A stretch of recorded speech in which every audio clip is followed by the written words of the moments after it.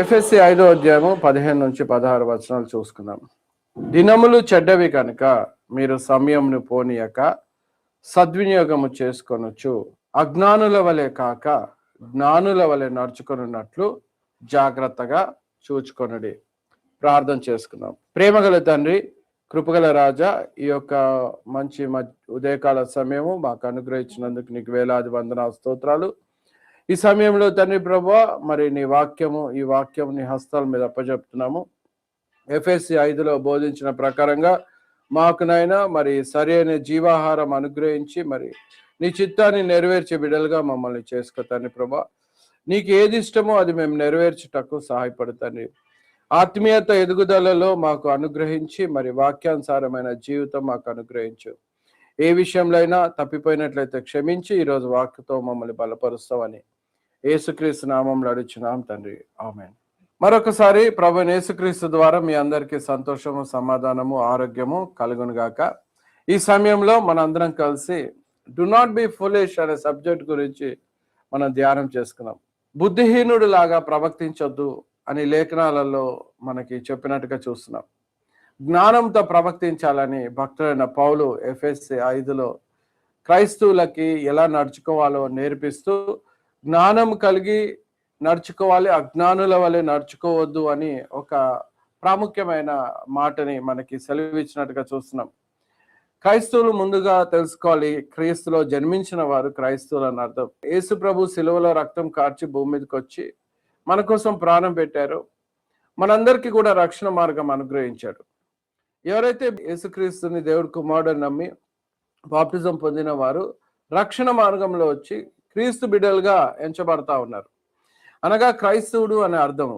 ఆయన రాజ్యంలోనికి దేవుడు చేరుస్తూ ఉన్నాడు. ఆ క్రైస్తవులందరికీ కూడా భక్తుడైన పౌలు అనేకమైన హెచ్చరికలు బైబిల్లో ఇచ్చాడు. అనేకమైన విషయాలు 5వ అధ్యాయంలో మనకి సెలవిచ్చినట్టుగా చూస్తున్నాం. దాంట్లో ఒక భాగం ఏంటంటే పిల్లలకి మరియు తండ్రులకి మరియు భార్యలకి, భర్తలకి, అందరికీ, వృద్ధులకి, పనివారికి, ఉద్యోగం చేసేవారు ఎలా ఉండాలి, మాస్టర్స్, యజమానులు ఎలా ఉండాలి, ఇవన్నీ హెచ్చరికలు ఇస్తూ ఒక మాట చెప్పాడు. ఏంటంటే అజ్ఞానుల వలె ప్రవర్తించొద్దు అంటున్నాడు. జ్ఞానం కలిగి నడుచుకోవాలి అని చెప్తున్నాడు. ఎందుకంటే అజ్ఞానులు పాపంలో పడి చివరికి పరలోక రాజ్యాన్ని పోగొట్టుకుంటారు. రక్షణ పొంది అజ్ఞానులాగా ప్రవర్తిస్తే ప్రయోజనం ఏమి లేదు. బైబిల్లో కొంతమంది అలా ప్రవర్తించి చివరికి దేవుడిచ్చే ఆశీర్వాదాన్ని పోగొట్టుకున్నట్టుగా చూస్తున్నాం. అందుకే క్రీస్తు బిడ్డలు ఎప్పుడు కూడా అజ్ఞానుల వలె కాక జ్ఞానంతో నడుచుకుంటున్నావా లేదా అని జాగ్రత్తగా చూసుకోవాలి. జ్ఞానంతో నువ్వు నడుస్తున్నావు అంటే అజ్ఞానం ఏందో చూసుకోవాలి. ఫులిష్నెస్ అంటారు ఇంగ్లీష్లో. ఈ ఫులిష్ వాక్ ఏందో తెలుసుకోకపోతే వైజ్ వాక్ ఏందో మీకు అర్థం కాదు. కాబట్టి బైబిల్లో ఫులిష్ పీపుల్ ఎలా ప్రవర్తిస్తాడు, అజ్ఞానులు ఎలా ప్రవర్తిస్తాడో కొన్ని హెచ్చరికలు కొన్ని ఇచ్చినట్టుగా చూస్తున్నాం. కాబట్టి అవి మనం జాగ్రత్తగా గమనించి చూసుకున్నప్పుడు అప్పుడు వైజ్ వాక్ అనగా జ్ఞానంతో నడుచుకోవడం ఏందో మనకు అర్థమవుతుంది. మొదటిగా అజ్ఞానుల గురించి మాట్లాడుతూ బైబిల్ ఏమంటున్నాడంటే fools will say there is no God. Foolish people మొట్టమొదటిగా దేవుడు లేడు అని అనుకుంటాడంట. కీర్తనలు 53వ అధ్యాయం 1వ వచనం. దేవుడు లేడని బుద్ధిహీనుడు తమ హృదయంలో అనుకొందురు, వారు చెడిపోయిన వారు అసహ్య కార్యములు చేయుదురు, మేలు చేయువాడు ఒకడును లేడు. బుద్ధిహీనుడు అంట ఫస్ట్ ఏమనుకుంటాడంటే తెలుసా అండి, తన హృదయంలో ఏమనుకుంటాడంటే దేవుడు లేడు అని అనుకుంటాడంట. సృష్టి అర్థం కాదు, కాలాల అర్థం కాదు, దేవుడు చేస్తున్న కార్యాలను చూసి కూడా బుద్ధిహీనంగా ప్రవర్తించేవారు కొంతమంది ఉంటారు. వారు నశిస్తారని బైబిల్ సెలవిస్తా ఉంది. బైబిల్ ఒక బెస్ట్ ఎగ్జాంపుల్ ఏంటంటే ఫరో రాజు. కింగ్ ఫరో ఈజిప్ట్ రాజు, ఐగుప్తు దేశానికి చెందిన రాజు. ఈ రాజు ఇశ్రాయేలు మధ్యలో మోషే వచ్చి గొప్ప అద్భుతాలు చేసినను ఈ రాజు దేవుని నమ్మలేకపోయాడు. ఆయన హృదయంను కఠినం పరుచుకొని ఆ హృదయములో ఒక ఫులిష్నెస్ ఉన్నట్టుగా చూస్తాడు. ఆ బుద్ధిహీనతని ఆయన కనపరిచాడు దేవునికి విధేయత చూపించక. కాబట్టి దేవుడు లేడనుకున్నాడు. హూ ఇస్ గాడ్ అనే పదం ఉపయోగించాడు. నువ్వెవరివి మోజస్, మీ దేవుడు ఎవరు అని ఆయన మాట్లాడినట్టుగా చూస్తున్నాం. ఫరోకి ఎన్ని అద్భుతాలు చేసినాను, ఆ ఫరో రాజు మాత్రము బుద్ధిహీనతగానే ప్రవర్తించాడు. లాస్ట్కి దేవుడు ఫరో రాజుని, తన సైన్యాన్ని మొత్తాన్ని నాశనం చేసినట్టుగా చూస్తున్నాం. ఆయన అజ్ఞానముగా ప్రవర్తించినందుకు ఆయన జీవితం నాశనం అయినట్టుగా చూస్తున్నాం. అందుకే మొట్టమొదటిగా బుద్ధిహీనుడు ఏమంటాడంటే ఎప్పుడు దేవుడు లేడని అంటాడు. నువ్వు కూడా నీ స్నేహితులలో కానీ ఎవరైనా సరే దేవుడు లేడు అని ఉంటే వారితో దూరం ఉండటం మంచిది. ఎందుకంటే వారిలో బుద్ధిహీనత ఉంది. వారు అసహ్య కార్యములు చేస్తారంట. చెడిపోయిన వారంట. ఈ వచనం చెప్తుంది 53వ అధ్యాయం. చెడిపోయిన వారు అసహ్య కార్యాలు చేస్తారు. దేవుడు లేడు అనుకుంటాడు కాబట్టి వాడు ఇష్టం ఉన్నట్టుగా ప్రవర్తిస్తూ వాడు ఏమనుకుంటాడంటే తనకు తానే దేవుడు అనుకొని నడుచుకుంటా ఉంటారు. కనుక బైబిల్ సెలవిస్తుంది ఏంటంటే ఏ బుద్ధిహీనుడు పరలోకానికి వెళ్ళాడు. బుద్ధిహీనతలో ఒక గుణము ఒక గుణం ఉంటుంది, ఏంటంటే దేవుడు లేడు అని చెప్తాడు. ఈరోజు బైబిల్లో ఈరోజు లోకం అంతా కూడా ఈ ఎవల్యూషన్ అంటారు. అంటే మానవుడు ఎలా పుట్టాడు, మానవుడు జంతువు నుంచి వచ్చాడు, అలా వచ్చాడు, ఇలా వచ్చాడని సృష్టిని దేవుడు సృజించాడనే విషయాన్ని నమ్మరు. కనుక క్రీస్తు బిడ్డలైన మనం జాగ్రత్త ఉండాలి. అలాంటి లోకంలో మనం ఉన్నాం కనుక మనము అజ్ఞానుల మార్గాన్ని ఎన్నుకోకుండా జ్ఞానము కలిగిన మార్గాన్ని ఎన్నుకొని దేవుడు ఉన్నాడని గుర్తించాలి. దేవుడు మాట్లాడే దేవుడు అని గుర్తించాలి వాక్యం ద్వారా. అలానే దేవుడు మనకి అన్ని విషయాల్లో ప్రార్థించినప్పుడు ఆదుకునేవాడని మనము విశ్వసించాలి. విశ్వాసానికి వ్యతిరేకమైనదే దేవుడు లేడు అనటం. రెండో పాయింట్, బుద్ధిహీనుడు చేసే పని ఏంటంటే బుద్ధిహీనుడు కొండములు చెప్తాడంట. చాడీలు చెప్తాం అనేది గుణం ఉంటుంది బుద్ధిహీనుడికి. బైబిల్లో చూస్తే కొండములు ఆడటము అనేది ఘోరమైన పాపం. ఆ పాపంలో ఎవరు పడకూడదు. వేరేల గురించిగా చెడుగా మాట్లాడుతూ అనేకులకి వారి జీవితంలో వారి మంచి క్యారెక్టర్ ని చెడు క్యారెక్టర్ గా చూపించేవారు ఉంటారు. కొండములు ఆడేవాడు వాడు ఒక బుద్ధిహీనుడు అని అర్థం. ఎందుకంటే దానికి ఒక ఉగ్రత దేవుడు పంపిస్తాడనే వారికి అర్థం కాదు. సామెతల గ్రంథము 10వ అధ్యాయము 18వ వచనం. అంతరంగమును పగ ఉంచుకొని వాడు బుద్ధిహీనుడు, కొండము ప్రచురము చేయవాడు బుద్ధిహీనుడు. ఏం చేస్తాడంట, లోపల పగ పెట్టుకుంటాడంట, తర్వాత కొండములు చెప్తాడంట. అంతే కదండి. పగ ఉన్నప్పుడు పగ ఈజ్ లోపల హృదయంలో ద్వేషం ఉన్నప్పుడే నువ్వు మర్డరర్వి బైబిల్ చెప్తుంది. ఒక్కసారి ద్వేషం నీ హృదయంలో వచ్చిందంటే నువ్వు ఒక మర్డరర్వి, నువ్వు ఒక నరహంతకుడవి. ఏ నరహంతకునందు నిత్య జీవం లేదని బైబిల్ సెలవిస్తుంది. కనుక కొండములు ఆడుతుంటాడు. ఎందుకంటే ద్వేషము పగ ఉంది హృదయంలో. కనుక వాడు దినమంతా పగ పట్టిన వారి మీద ఫైట్ చేయలేక ఏం చేస్తాడంటే కొండములు ఆడుతూ వారి యొక్క జీవితంలో చెడు మాటలు చెప్తూ తిరుగుతూ ఉంటారు. వారి పని అదే. కొండములు వాడు నరకాగ్నికి పాత్రుడు. బైబిల్ చెప్తుంది ఇది శరీర కార్యంలో ఒక కార్యం. ఇతరుల గురించి చెడు మాట్లాడటము సాతాను యొక్క గుణం. ఎప్పుడు కూడా మనము నోటిని జాగ్రత్తగా కాపాడుకోవాలి. ఇతరుల గురించి కొండములు చెప్తున్నావు అంటే నీకు ఎక్కడో పగ ఉన్నదని అర్థం. బైబిల్ ఏమో పగ తీర్చుకున్నట నా పని అని యేసుక్రీస్తు వారు చెప్తుంటే, మన తండ్రి చెప్తూ ఉంటే చాలా మందికి అర్థం కాక పగతో పెట్టుకొని బుద్ధిహీనతో ప్రవర్తించి కొండములు ఆడుతూ తిరుగుతా ఉంటాడు. నువ్వు ఎంత కొండములాడినాను నీతిమంతుడే. దానియేలు మీద ఎన్నో చాడీలు చెప్పారు. దానియేలు మీద ఎన్నో విధాలుగా దానియేలుకి హాని చేయాలని ట్రై చేశారు. కానీ హాని చేయాలని అనుకున్న వారు నశించినట్టుగా చూస్తున్నాం. అందుకే రెండో గుణము కొండములాడే గుణం ఉంటుంది. మూడో గుణం గురించి చూసుకున్నాం. మూడో గుణం ఏంటంటే పాపాన్ని ఎక్కిరిస్తారు వీళ్ళు. కీర్తనలు 14:9. మూడులు చేయు అపరాధ పరిహార బలి వారిని అపహాస్యము చేయును. యథార్థవంతులు ఒకరి యందు ఒకరు దయచూపుదురు. ఏమంటాడంట, వీరు పాపాన్ని ఎక్కిరిస్తారు. పాపం అంటే వీరికి భయం లేదు. బుద్ధిహీనుడు ఎప్పుడు పాపానికి భయపడాడని. వారి అపరాధ బలి వారిని అపహాస్యం చేయునంట. చూస్తున్నారా, ఎక్కిరింతలు పాలు చేస్తారు. వారి పాపాన్ని చూసుకుంటూ వారు ఏమనుకుంటారంటే ఏం కాదు అని అనుకుంటారు. సదొమ గుమ్మర ఎగ్జాంపుల్ చూడొచ్చు. నీతిపరుడైన లోతు ఎన్నిసార్లు వారికి హెచ్చరిక ఇచ్చాడో, కానీ సదొమ గుమ్మరికి హెచ్చరికలు వారికి ఒక వెర్రితనంగా ఉన్నది. ఎందుకంటే మూర్ఖంగా వారు అజ్ఞానులుగా ప్రవర్తిస్తున్నారు. జ్ఞానం కలిగి ప్రవర్తనలో లేరు. దేవుడు లేడు అనుకుంటున్నారు వీళ్ళు కూడా. అలానే నోవా ఓడ కట్టినప్పుడు నోవా 120 సంవత్సరాల దాకా వారికి హెచ్చరికలు ఇస్తానే ఉన్నాడు. ఒక్కడు కూడా ఓడలోకి ఎక్కలేదు. కానీ వెర్రివాడిలాగా నోవాని చూశాడు, సిద్ధపడలేదు. రక్షణ గురించి చెప్తా ఉన్నాడు, ఓడలోకి ఎక్కని రక్షణ వస్తుందని. ఈరోజు చాలా మంది సువార్థికులు బోధిస్తుంటే కొంతమందికి వెర్రితనంగా ఉంటది. నీకు తెలుసా అంటే, ఎందుకంటే వారిలో బుద్ధిహీనత ఉన్నది. జ్ఞానం గలవాడు ఏం చేస్తాడు, అర్థం చేసుకుంటాడు. దేవుడు అంటే ఏందో అర్థమవుతుంది. పరలోకం ఉందని అర్థమవుతుంది, నరకం ఉందని అర్థమవుతుంది. చనిపోయిన తర్వాత పాపం చేయవాడు నరకాగ్నికి పాత్రుడని వారు తెలుసుకుంటాడు. కనుక పాపం చేయువాడు భయం లేకుండా ఉన్నాడు, ఎక్కిరిస్తున్నాడు అంటే అర్థం ఏంటంటే వారిలో బుద్ధిహీనత ఉన్నది, ఫులిష్నెస్. నువ్వు కూడా అలాంటి ప్రవక్తల్లో ఉంటే ఈరోజు మానేసాయి. దేవుణ్ణి అడుగు, జ్ఞానాన్ని దేవుడు ఇస్తాడు. ఎందుకంటే సదొమ గొమొర్రా నాశనం అయింది. అలానే నోవా కాలంలో వరద వచ్చినప్పుడు విన్న వారందరూ కూడా నశించినట్టుగా చూస్తున్నాం. నువ్వు మారుమనసు పొందకపోతే నువ్వు కూడా నశిస్తావు నరకాగ్నిలో అని లేఖనాలు సెలవిస్తుంది. కనుక మూడో పాయింట్ ఏంటంటే వీరు పాపం అంటే ఒక ఎక్కిరింతల పాలు వీళ్ళకి. నాలుగో పాయింట్ చూసుకున్నాం, బుద్ధిహీనుడు ఏం చేస్తాడు. సామెతల గ్రంథము 15వ అధ్యాయము 5వ వచనం. మూఢుడు తన తండ్రి చేయి శిక్షను తిరస్కరించును, గద్దింపునకు లోబడువాడు బుద్ధిమంతుడగును. నీకు తెలుసా అండి, జ్ఞానం గలవాడు గద్దిస్తే వెంటనే మార్చుకుంటాడు పద్ధతిని. తండ్రి వచ్చి నువ్వు నడిచే మార్గం సరిలేదురా అంటే వెంటనే తెలుసుకొని తండ్రి అడుగుజాడలలో నడుచుకుంటాడు ఆజ్ఞానుసారంగా.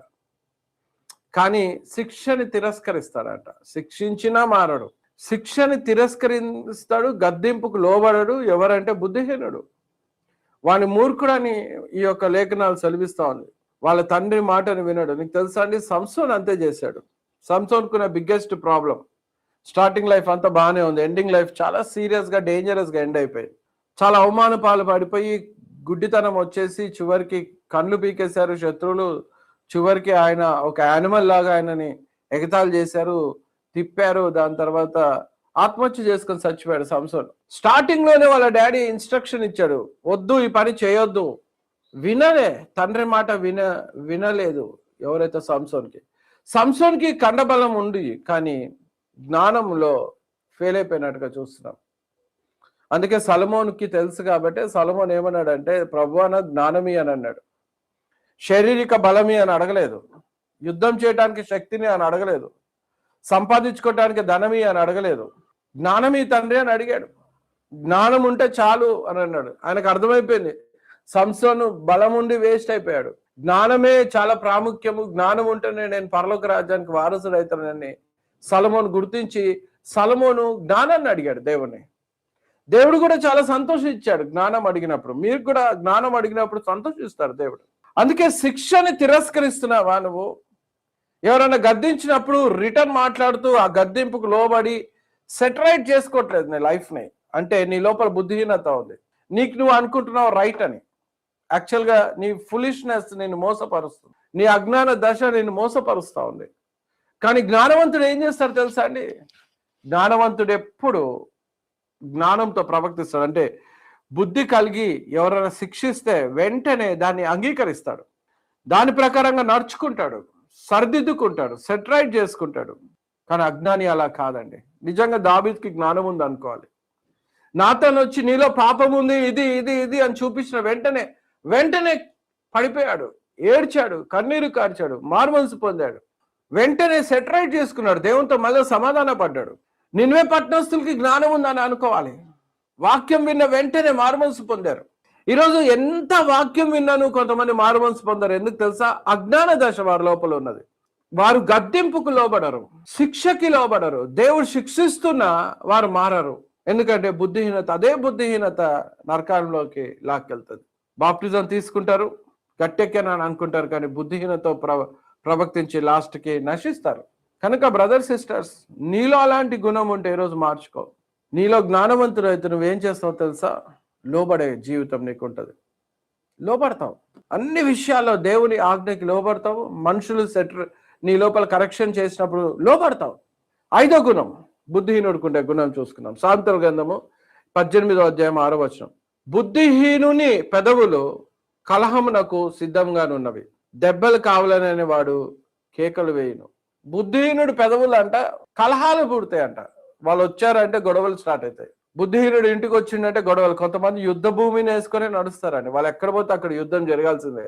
బుద్ధిహీనుడు ఆఫీస్లో ఉంటే మొత్తం ఆఫీస్ అంతా కూడా గొడవలతో నిండిపోవాల్సిందే. ఎందుకంటే వాడి పెదవులు ఆగవు. వాడి పెదవులు అందరిలో గొడవలు పెడుతూ వారితో మాట్లాడదు, వీరితో మాట్లాడదు, వాళ్ళకి divide and rule and policy use చేస్తూ ఉంటారు. చివరికి వాళ్ళు నశిస్తారు, అనేకులకి జీవితాలను పాడు చేస్తారు. ఎందుకంటే వారి బుద్ధిహీనత బట్టి అలా ప్రవర్తిస్తారు. వాళ్ళు ఏం చేస్తారంటే వారి లిప్స్ దేవుని కూడా ఎక్కిరిస్తాయి. దేవుడు ఎవరు అని అనుకుంటారు. నీకు తెలుసా అండి, ఆసేరు రాజు వచ్చి హిజ్కియా మీద మాట్లాడుతూ, దేవుని గురించి మాట్లాడుతూ ఇష్టం ఉన్నట్టుగా కలహాన్ని పుట్టించాలని చూశాడు.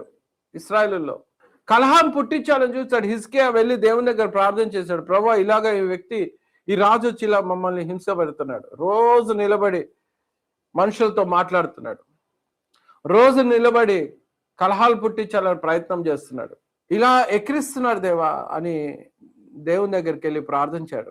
దేవుడు ఏం చేశాడు తెలుసా? ఆసేరు రాజు 1,00,000 మంది కన్నా ఎక్కువ మందితోటి సైన్యం వచ్చినను హతమార్చేశాడు ఒక రాత్రి. ఆసేరు రాజు కూడా చచ్చిపోయాడు. బుద్ధిహీనుడు తనకు తాను పొడుచుకుంటాడు అంతే. తన బుద్ధిహీనత మానకపోతే అదే వాడిని నాశనంలోనికి నడిపిస్తుంది. నువ్వు ఎలా జీవిస్తున్నావు ఈరోజు? కొండంలాడుతూ పెదవులను ఇష్టమైనట్టుగా మాట్లాడుతూ కలహాలు పుట్టిస్తున్నావా? అజ్ఞానంలో ఉన్నావు. జ్ఞానవంతుడు ఏం చేస్తాడు తెలుసా? జాగ్రత్తగా మాట్లాడతాడు. ఉపయోగకరమైన మాటలే వారికి దొరుకుతుంది. ఇలా కలహాలు చెప్పే పెదవుల కంటే దెబ్బలు కూడా పడతాయంట బైబిల్ చెప్తుంది. మానవుడు కొట్టినా కొట్టకపోయినా దేవుని ఉగ్రత మాత్రం వస్తుంది. రెండోది ఆరో పాయింట్, బుద్ధిహీనుడికి ఉండే గుణం చూసుకున్నాం. సాంతల గ్రంథము 20వ అధ్యాయము 3వ వచనం. కలహమునకు దూరంగా నుండుట నరులకు ఘనత, మూర్ఖుడైన ప్రతివాడును పోరునే కోరును. నీకు తెలుసా అండి, ఇది ఇంకొకటి. ఇదేంటంటే ఆర్గ్యుమెంట్ కాదు, ఫైట్స్ కే దిగుతారంట వీళ్ళు. ఫైటింగ్ కి రెడీ ఉంటారంట. ఎప్పుడు ఫైట్ చేద్దాం, ఫైట్. యెజబెలు అలాగే ఉంది. ఎన్నిసార్లు ఏలియా వచ్చి యెజబెల్కి చెప్తున్నాను, దేవునితో ఫైట్ కి దిగిందామె. వర్షము కురిపించే దేవుడు, పంటలు పండించే దేవుడు పరలోకపు తండ్రిని చూపించినాను, ఈమెకి దినమంతా గొడవలు కావాలి. లాస్ట్కి ఏమైపోయింది? దేవుడు ఆమెకి ఉగ్రత పంపించాడు. ఘోరమైన మరణం జరిగింది. జీవితం పాడైపోయింది. కలహానికి దూరంగా పారిపోయేవాడంట ఘనత పొందుకుంటాడు. ఆయనకి ఘనత అది. కానీ గొడవలు ఎప్పుడు గొడవలలో చేయాలని ప్రయత్నం చేసేవారు కొంతమంది ఉంటారు. వాడు బుద్ధిహీనుడు. వాడు మరణించిన వెంటనే వాడు చేసిన తప్పుకి శిక్ష పొందక తప్పడు. మానవుడు ఏది విత్తునో అదే పంటకు వస్తాడండి. బైబిల్ చెప్తున్నా, నువ్వు ఏది విత్తుతావు అదే కోస్తావు, కనుక జాగ్రత్త అన్నాడు. నువ్వు పాపాన్ని విత్తావా, శిక్షను పొందుకుంటావు. నీతిని విత్తావా, దేవుని ఆశీర్వాదాన్ని పొందుకుంటావు. బాప్టిజం విత్తినావా, పరలోక రాజ్యాన్ని పొందుకుంటావు. ప్రార్థనని విత్తినావా, విక్టరీ పొందుకుంటావు. బుద్ధిహీనతను విత్తినావా, నువ్వు నరకాగ్ని పొందుకుంటావు. జాగ్రత్త ఉండాలి. 7వ పాయింట్ నేర్చుకుందాం. సామెతలు 28:26. తన మనస్సును నమ్ముకొని వాడు బుద్ధిహీనుడు, జ్ఞానంగా ప్రవర్తించేవాడు తప్పించుకొనును. ఇప్పుడు ఏం తెలుసా అండి? సామెతలు 28:26 సెల్ఫ్ కాన్ఫిడెన్స్ ఉంటుందంట. అంటే మనసునే నమ్ముకుంటాడంట బుద్ధిహీనుడు. నేను చేసేది రైట్, నేను ఏదైనా సాధించగలుగుతా, నేను అలా చేస్తా, ఇలా చేస్తా, ఈ విధంగా వెళ్తా, ఆ విధంగా వెళ్తా, ఎన్నో ప్లాన్స్ వేసుకుంటాడు వాడి లైఫ్కి. లోకరీతి తలంపులో దేవుడు లేడని అనుకుంటాడో, దేవుడు చూడట్లేదని అనుకుంటాడో. కానీ సెల్ఫ్ కాన్ఫిడెన్స్ లాస్ట్కి దుఃఖానికి నడిపిస్తుంది. సామెతలు 28:26 అంతే, అదే చెప్తుంది. జాషువా కూడా ఒక సమయం వచ్చేసరికి బుద్ధిహీనంగా ప్రవర్తించాడు. ఆయన చిన్న ఊరే కదా, ఏముంది, ఓడి చేస్తాం ఇలా అనుకున్నాడు. సెల్ఫ్ కాన్ఫిడెన్స్ లో ఉంది, ఆయన కాన్ఫిడెంట్ గా ఉంది. ఇన్ని యుద్ధాలు గెలిచాం, ఇదేంటి చిన్న ఊరు, కొంతమంది మనుషులను తీసుకెళ్ళండి అన్నాడు. కానీ జ్ఞానవంతుడు అయితే ఏం చేసేవాడు తెలుసా? మోసెస్ లాగా ఉండేవాడు. మోసెస్ జ్ఞానవంతుడు కనుక అన్ని విషయాల్లో దేవునికి ఫస్ట్ ప్రార్థన చేశాడు, ప్రభువా ఇది చేయాలా వద్దా, దేవుడు డైరెక్షన్ ఇచ్చాడు. కానీ యెహోషువ ఒక ప్రాంతంలో బుద్ధిహీనతగా ప్రవర్తించాడు. ఇంకొక చోట కూడా మిద్యానీయుల ప్రాంతంలో కూడా అలానే ప్రవర్తించాడు. దేవుణ్ణి అడగలేదు. మిద్యానీయులు వచ్చి వారు నటించి యాక్టింగ్ చేసి రాజీ పడ్డారు, సమాధాన పడ్డారు. దేవుణ్ణి అడగకుండా ఈయన ప్రామిస్ చేసేసాడు.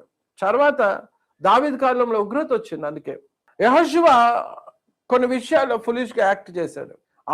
దేశస్తులు ఇష్టమైనట్టుగా తరిమి ఇశ్రాయేలుని కొట్టినట్టుగా చూస్తున్నాం.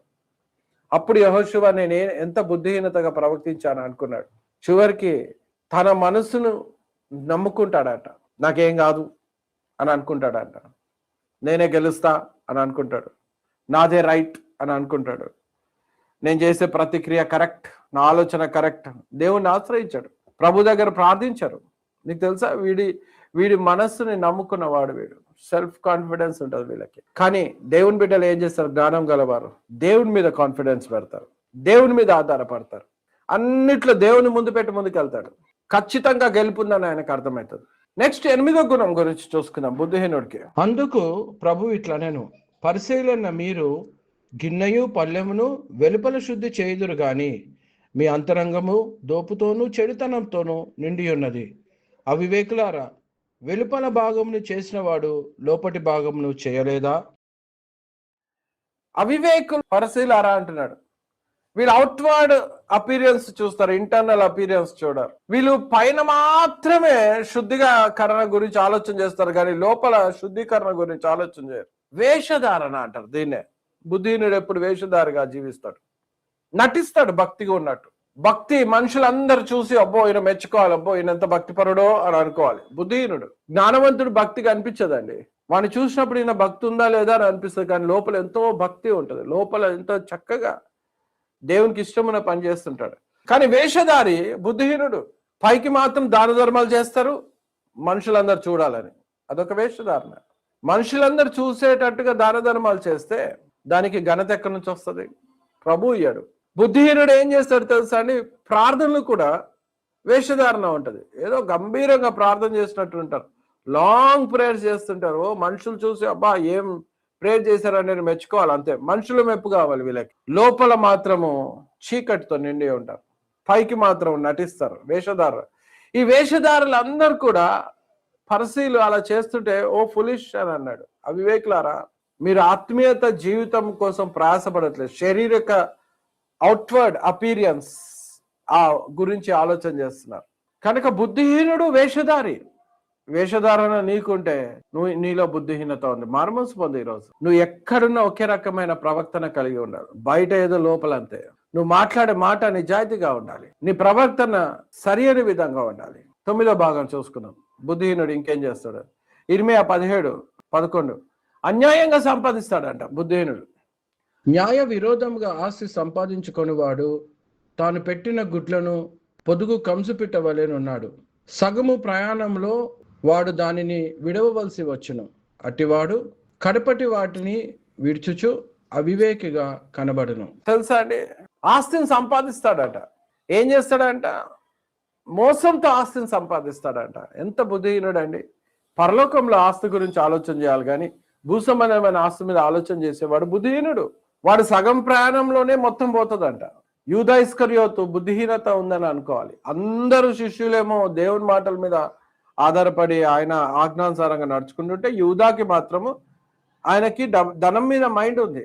చివరికి ఉరి శిక్ష వేసుకున్నాడు. యూదా ఇస్కరియోతు నశించాడు, అవమాన పాలైపోయాడు, దొంగగా పేరు వచ్చేసింది, అలానే మోసగాడని పేరు వచ్చేసింది. యేసుక్రీస్తు వారిని అప్పగించాడు. ఈరోజు ధనాపేక్ష ఉండి ఆస్తిని సంపాదించుకునే పనిలో కొంతమంది ఉంటారు. క్రైస్తవ బిడ్డలు ఎప్పుడు నీతిని, రాజ్యాన్ని వెతకాలి. దేవుడిచ్చే ఆస్తి ఉంటుంది, మోసంతో సంపాదించే ఆస్తి ఉంటుంది. దేవుడిచ్చే ఆస్తి పిల్లలుగా అనుభవిస్తారు, కానీ అన్యాయంగా దేవునికి వ్యతిరేకంగా దొంగతనంతో చేసే ఆస్తి కూడా ఉంటుంది.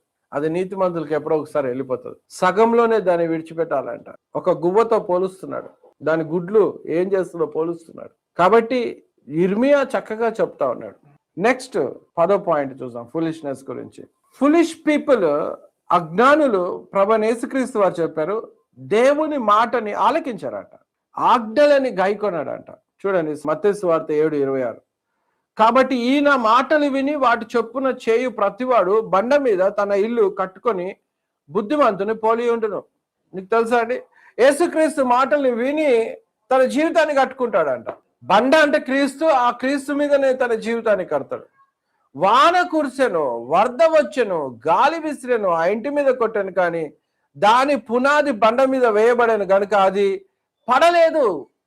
తుఫాన్ లాంటి సమస్యలు రావచ్చు, గాలి లాంటి ఇబ్బందులు రావచ్చు, ఎన్ని సమస్యలు వచ్చినాను, ఎన్ని ఇబ్బందులు దుష్టుడు తెచ్చినాను, ఏది జరిగినాను వాని ఇల్లు ఎప్పుడు నిలబడే ఉంటది. ఎందుకంటే యేసుక్రీస్తు వారి బోధ మీద తన జీవితాన్ని కట్టుకున్నాడు. అమ్మో, ప్రభువైన యేసుక్రీస్తు వారు చెప్పారు చేయొద్దని, నేను చేయను. ప్రభువైన యేసుక్రీస్తు వారు చెప్పారు మద్యం తాగొద్దు, తాగను అని వదిలేస్తాడు. ప్రభువైన యేసుక్రీస్తు వారు చెప్పారు ప్రేమించమని, ప్రేమిస్తాను అంటాడు. ప్రభువైన యేసుక్రీస్తు వారు చెప్పారు క్షమించమన్నాడు, క్షమిస్తాం. ప్రభువైన యేసుక్రీస్తు వారు చెప్పారు ప్రార్థించమని, నేను ప్రార్థిస్తాను. ప్రభువైన యేసుక్రీస్తు వారు చెప్పారు నమ్మి బాప్టిజం పొందాలి, రక్షణ పొందుతాం అని చెప్పాడు. నేను వెంటనే బాప్టిజం పొంది పాపాలు కడిగేసుకుంటా అంటాడు. ఆలస్యం చేయడు. యాక్షన్ ఉంటుంది వారి లోపల. విశ్వసిస్తాడు, యాక్షన్ ఉంటుంది. విశ్వాసంతో జీవిస్తాడు. యేసుక్రీస్తు మాటలను విశ్వసించిన వాడు, వాటి ప్రకారంగా చేయవాడు జ్ఞాని. అవిశ్వాసి ఏమంటదంట తెలుసా అండి? మరియు నా మాటలు విని వాటి చొప్పున చెయ్యని ప్రతివాడు ఇసుక మీద తన ఇల్లు కట్టుకొనిన బుద్ధిహీనుని పోలి ఉన్నాడు. వాన కురిసెను, వరద వచ్చెను, గాలి విసిరి ఆ ఇంటి మీద కొట్టెను, అప్పుడు అది కూలబడెను, దాని పాటు గొప్పదని చెప్పాను. ఏమైపోయింది? వాన, వర్షము, వరద వచ్చేసింది, కూలిపోయిందంట ఇల్లు, వేస్ట్ అయిపోయింది. 2 ఇల్లులు బాగానే ఉన్నాయి వరద వచ్చేదాకా, వాన వచ్చేదాకా బాగానే ఉన్నాయి. వాన, వరద, గాలి, తుఫాను వచ్చేసరికి ఒక ఇల్లు కూలిపోయింది. ఎందుకంటే వారు క్రీస్తు బోధ మీద వాడి జీవితాన్ని కట్టలేదు. ఈరోజు నీకు ఒక భద్రత అండి. ఒకే వ్యక్తి జ్ఞానవంతుడు భద్రతలో ఉంటాడు, పరలోక రాజ్యాన్ని సాధిస్తాడు. ఎవరంటే ప్రభువైన యేసుక్రీస్తు మాటల ప్రకారంగా నడుచుకునేవారు. సామెతలు 14:1 కూడా, జ్ఞానవంతురాలు తన ఇల్లు కట్టును, 3 రాళ్ళు తన చేతులతో తన ఇల్లు ఊడబెరుకును. మూర్ఖంగా ప్రవర్తించే స్త్రీ ఉంటది. యేసుప్రభు వారు లోబడమన్నాడంటే లోబడదు, ఇష్టమైనట్టుగా ప్రవర్తిస్తుంది. ఇటు పురుషుడు గాని స్త్రీ గాని జ్ఞానం లేని వారుగా ఉండి బుద్ధిహీనతగా మూర్ఖంగా ప్రవర్తిస్తే మాత్రం వారి జీవితం నశిస్తుంది. కాబట్టి 10 పాయింట్స్ చూసాం బుద్ధిహీనత గురించి. ఫస్ట్, దేవుడు లేడు అనుకుంటాడు. రెండోదిగా ఎప్పుడు చాడీలు చెప్పేవాడు ఇతరులకి. మూడోదిగా పాపం అంటే ఎక్రింతల పాలు అనిపిస్తుంది వాడికి. నాలుగోది ఏంటంటే ఎవరైనా సరిదిద్దితే వారు మనసుని మార్చుకొని గద్దింపుకు లోబడాడు. ఐదోది ఏంటంటే వాడి నోరు ఎప్పుడు కూడా గొడవలకి లాక్కెళ్తుంది. ఆరోది ఏంటంటే ఫైట్ 100% చేస్తాడు ఇతరులతోటి. ఏడోది ఏంటంటే తన స్వబుద్ధి మీద ఆధారపడతాడు. 8వది వేషధారి. 9వది అన్యాయంగా సంపాదిస్తాడు. 10వ భాగం ఏంటంటే విశ్వసించాడు యేసుని, విధేయత చూపించాడు. కాబట్టి అలాంటి వారు జీవితము కూలిపోతుందని యేసుక్రీస్తు వారు చెప్పారు. కానీ చివరిగా ఓ మాట చెప్పి ముగిస్తాను. నీకు తెలుసా మరి ఏం చేయాలి? జ్ఞానం పెంచుకోవాలంటే ఏం చేయాలి? మొదటిగా జ్ఞానం పెంచుకోవాలంటే నువ్వేం చేయాలంటే దేవుణ్ణి అడగాలి. యాకోబు చెప్పాడు 1వ అధ్యాయంలో, జ్ఞానం కొదువుగా ఉన్నదా? దేవుణ్ణి అడగాలి. అడిగిన వారందరికీ ఇస్తాడు. విశ్వాసంతో అడగాలి, జ్ఞానం అడగాలి. సొలొమోను అడిగినట్టు జ్ఞానాన్ని అడగాలి. ఇప్పుడు జ్ఞానం వచ్చిందా? నిన్ను నువ్వు కాపాడుకున్నావు, నీ ఆత్మను కాపాడుకున్నావు. జ్ఞానం ఉంటే పరలోకం అర్థమవుతుంది, జ్ఞానం ఉంటే లోకం ఏదో అర్థమవుతుంది, జ్ఞానం ఉంటే నరకాగ్ని అర్థమవుతుంది. అందుకే దేవుణ్ణి అడగాలి అని యాకోబు చెప్తున్నాడు. రెండోదిగా జ్ఞానంగా పెంచుకోవాలంటే ఏం చేయాలంటే యేసుక్రీస్తు వారు ఏ మాట చెప్పినానో దాన్ని సీరియస్ గా తీసుకొని నెరవేర్చాలి. వాడు జ్ఞానవంతుడు. యేసుక్రీస్తు వారి బోధన ఏది ఉన్నాను రక్షణ కోసం విన్న వెంటనే రక్షణ పొందాలి. చాలా మంది ఇంత గొప్ప రక్షణ నిర్లక్ష్యం చేస్తారు. శ్రమ తప్పించుకోరని బైబిల్ సెలవిచ్చింది.